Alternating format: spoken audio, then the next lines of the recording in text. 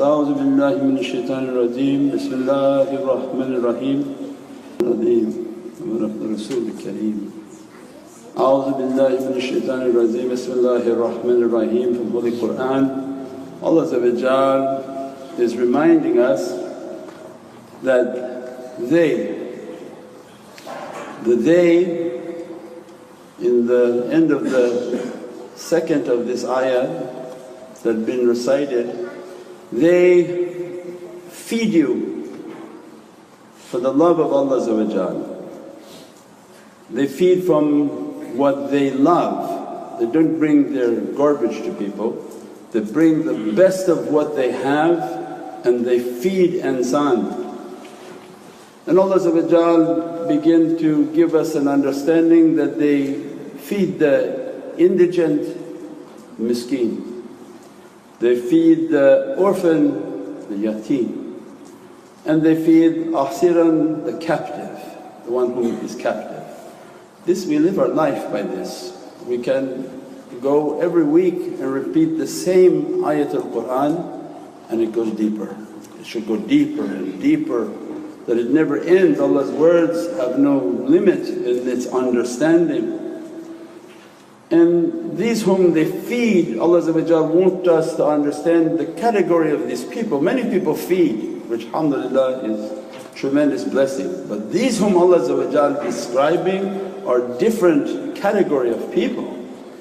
Saying that we feed you, and they write down in the tafsir, for the sake of Allah, but that wasn't the Arabic.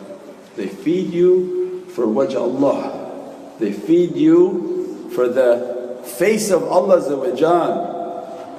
Islam, your prayers, Iman, Iman is faith, Maqam al-Ihsan, they see Allah.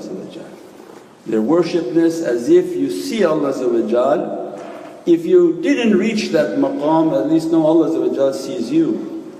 So means these are the people of Maqam al-Ihsan. They do what they do for the holy face of Allah, whatever that may be. What Allah want to reveal of those realities to the darajat of the firasal and the basir, the vision of the heart of that slave of Allah. What Allah want to grant, nobody can say, no, it's not possible, Shaykh. Allah grant whatever Allah wants to grant. But these rijal, these ibadullah, their feeding of people for the sake of the holy face alone, and they ask no reward nor do they desire anything from you. But our life is based on to be at that table. That they came to Sayyidina Isa said, we want a table from heaven to show us who you are. And Allah warned Sayyidina Isa, if we send this table, they're forced to eat at it, and those who don't eat at it will be severely punished. You can't take something from Allah, you can't see something from Allah's miracles and then walk from them. You are now accountable for what you took. I said, are you warning? You want to do that? He said, no, we want to have the table from heaven, I want to show them. It was all about showing miracles. As soon as this table begins to approach to the earth, the proud ones, we don't need to eat from that. And they left. And pride and bad character always rejects the signs of Allah because of hasad and jealousy. They weren't really looking for a miracle, they were just jealous of what Sayyidina Isa had. As soon as he proved it, no, that I am connected with Allah, now look at the table. They said, oh, it's probably magic, and they walked away. This table is always coming for the nation of Sayyidina Muhammad. It's not one time. It's our life to eat at any table. So the tables of zikr and mahfil, tremendous blessings. But what these rijal and what Allah want to inspire within our heart from malakut Allah not interested for the world and the physical world. Allah is interested for the soul and malakut, the heavens. Allah has no time. This is a description of the people of maqam al-ihsan whom they see what Allah want to see. These are the people whom are ahlul basira, their hearts are open. They do what they do for what Allah going to reward them. So means they don't do things for money. They don't set up maqams and stations that if you pay this money you get this maqam. If you pay this money you get this maqam. Allah says, no, that doesn't how it work. My rijal, they ask nothing. They ask nothing. There's no fee that you pay and you reach a darajat. It's blood, sweat and tears is the only way to reach Allah's satisfaction. That heart not going to open, and nobody can promise you to open anything with any amount of money or reward. That these rijalullah, they won't and they feed the miskeen, the yatim and asiran. So then they come into our life and begin to teach, who's a miskeen? Not only the one whom has nothing and is completely poor, but the one whom has everything but sees himself as nothing in the presence of Allah. Because rizq is not something that is cursed. All Sahabi Kiram were big merchants, big traders, otherwise how they armed an entire nation for Sayyidina Muhammad. But they don't let that desire enter into their heart. They took a life of humility. So we said before, we remind ourselves always, this miskeen is very difficult. This miskeen is to think that I have to be hungry on this path. If you want from their table, if you want from this reality that they're able to explain for you, you have to be hungry. You don't pick and choose if you're going to come and eat that night, you eat every night when those rijals show up. It's not a meal that you've ever had in any of your lives. You can live 1,000 lifetimes and you won't eat what Allah is going to be dressing you from. We explained before, if you have a paper and you're writing you'll understand.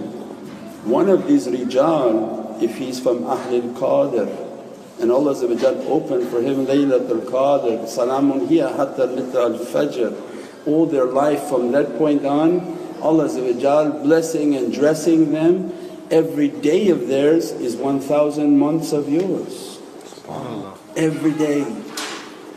Every day 30,000 ni'mat coming upon them. If you eat one bite with them, as if 30,000 days of your eating. It's Allah's numbers, I didn't make the numbers, go back check the math. 30,000, 1,000 months. When Allah gives, He's not like us, we're stingy. If I give you $5 the next day say, I'm not giving you anymore.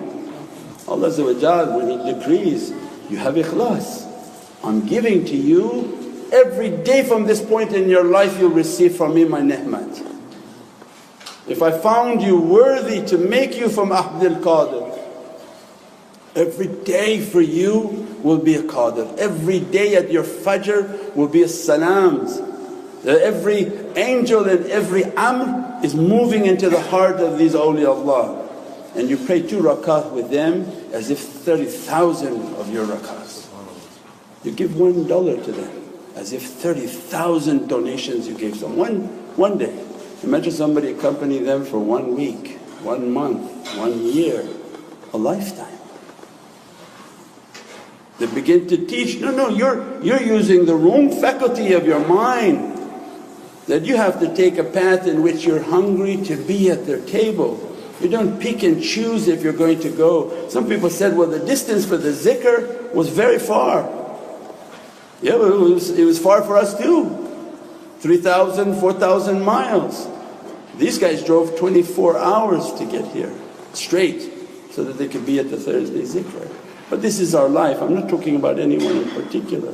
I'm reminding myself every day when I say, I'm not going to go this month and I don't feel like going and driving there.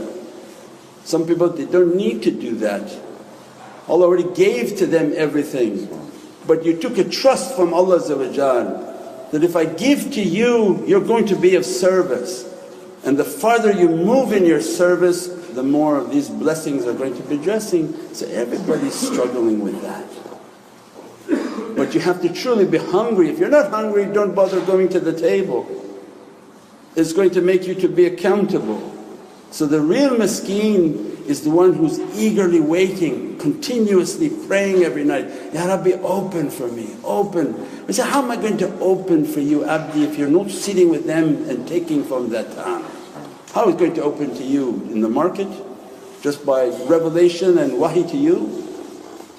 Sit at the table. Every word that they're putting onto you is a dress upon your soul. And that's not like any other association. You can have 50 people who call them shaykhs, but if not from these rijal and not those whom their entire being is maqam al-ihsan and their entire basira is to look to what Allah wants to show them, they're going to be dressing you. Every association is a unique and new dress.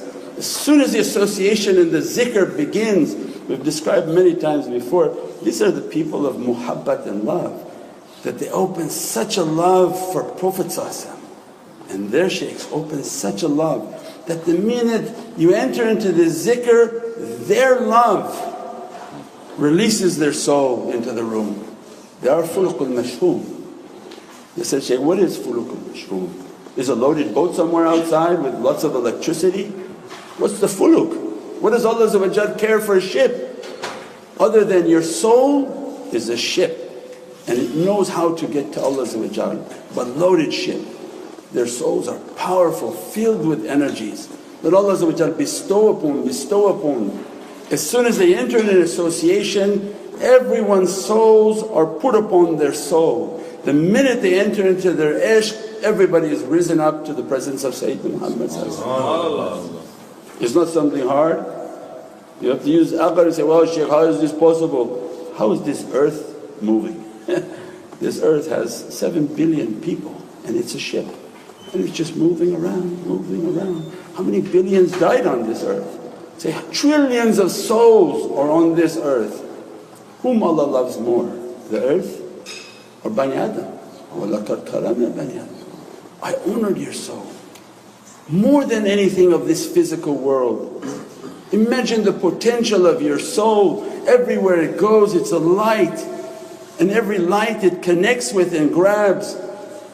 If that's one of these rijal, every mirage that Allah dressing, every barakah that Allah putting upon them, it dresses every atom of anyone who's with them.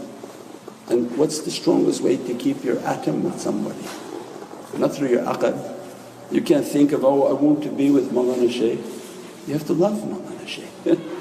When you love Prophet's hadith, you'll be with whom you love, and whom you love will always be with you. You'll be with whom you love, and whom you love is better in character than you, he'll always be with you.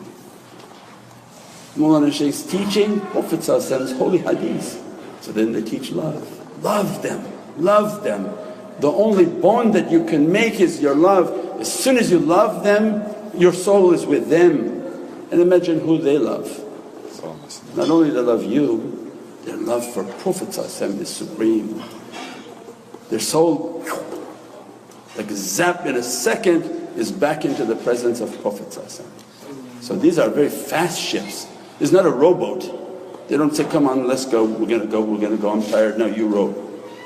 It's in the blink of an eye and faster than a blink of an eye. As soon as people enter into the association, their ship is boom right back in the presence of their shaykh.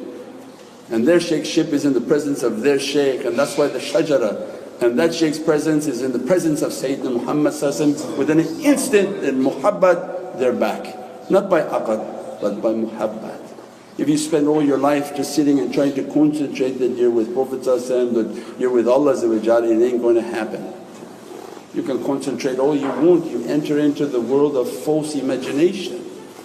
The fastest and most powerful bond, the true bond that moves beyond space and time is love. When you love them, Allah gives you reward. There's no intention, there's nothing bad you can do with love, just don't harm someone with love. So it means that love opens that association. Those are the miskeen. They teach, be hungry, look for their associations, attend the association. They're going to be dressing you. If you have to drive 2 hours to the association, you're going to get more blessings than the person who had to walk 5 minutes to the association. And that's going to be taking away all the difficulties that you're facing now and praying for every day, that this difficulty taken away, this debt to be taken away, this hardship to be taken away. So how am I going to take it away if you don't just move? So then they have a hunger like a poor person, that looking for a piece of something to eat, and you cry out of shame. Go to the store and see how they're eating out of a garbage can, out of the hunger that they have.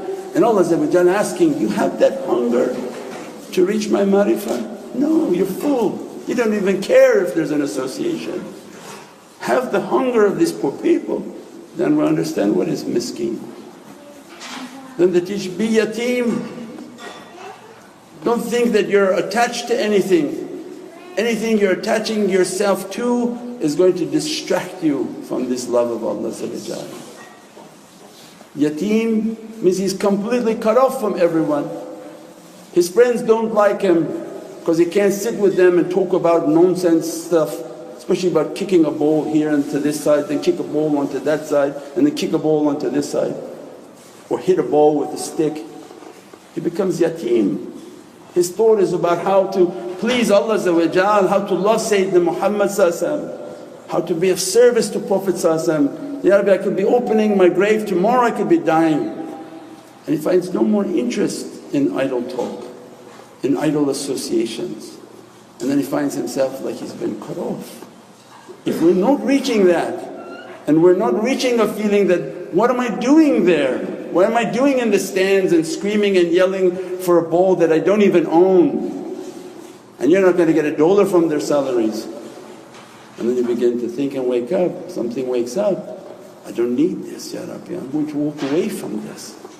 And then the yatim begins to come into the character, that you want to be with them, you want to be in the circles of zikr, you want to be in their associations, you want Prophet to be happy with you. At that time then they begin to open, then asira.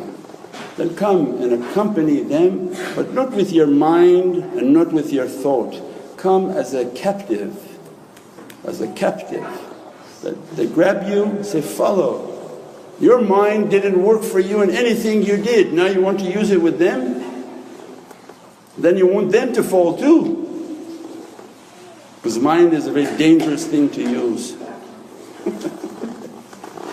It's the opposite of that commercial, huh?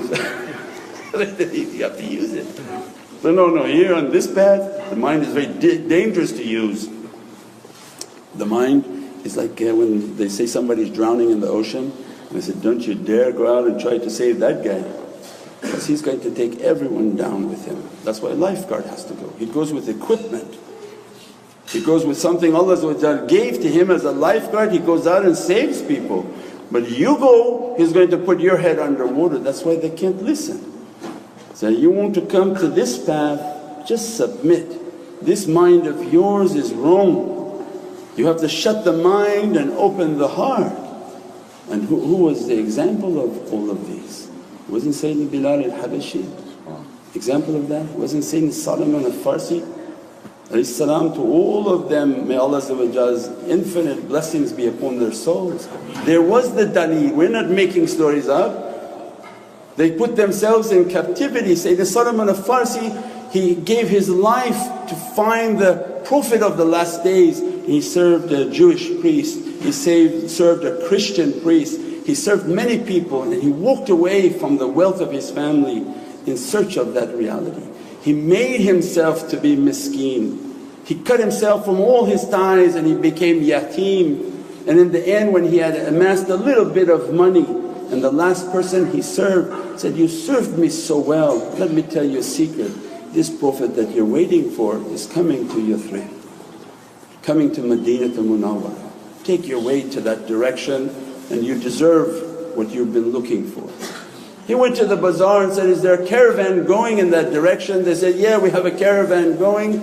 And he gave his property, take me. And they said, no problem. And they flipped everything, stole everything and tied him up.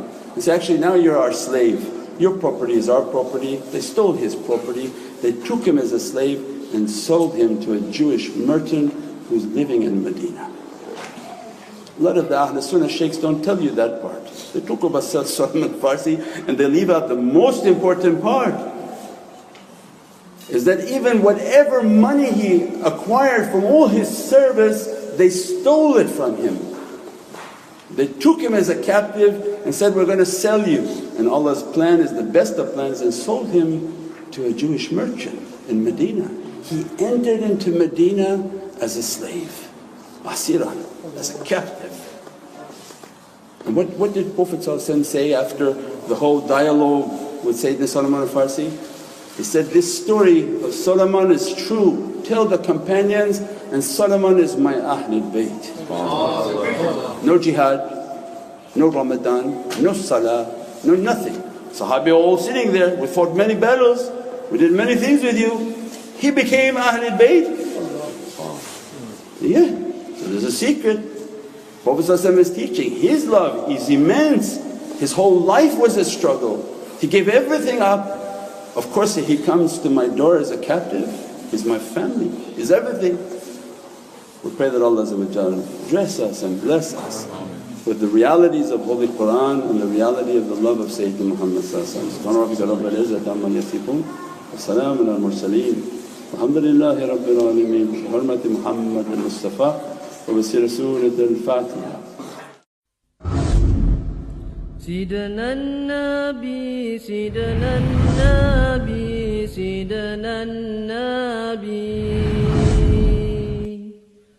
سيدنا النبي